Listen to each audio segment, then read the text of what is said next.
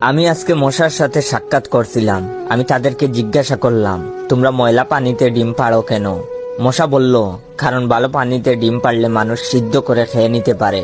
আমি তাদেরকে জিজ্ঞাসা করলাম, মশার কোয়েলে তোমরা মরো না কেন? মশা বলল, আমরা যদি মরে যাই তাহলে কোয়েলের ফ্যাক্টরি বন্ধ হয়ে যাবে। আমি আবারও তাদেরকে প্রশ্ন করলাম, তোমরা মানুষের কানের কাছে এসে জ্ঞান জ্ঞান করো কেন?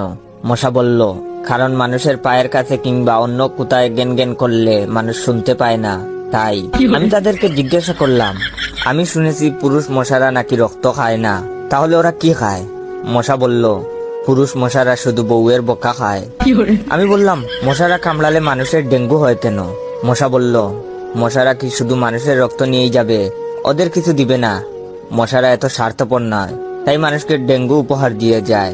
মশার সাথে সাক্ষাৎ করার পর আমি মশার উপর রিসার্চ করলাম।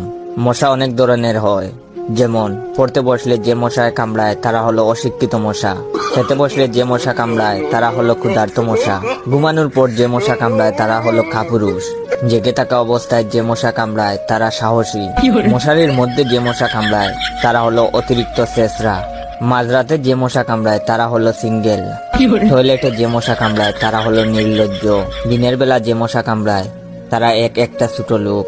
আমার এই ভিডিওটা দেখার সময় আপনাদের যেই মশাগুলো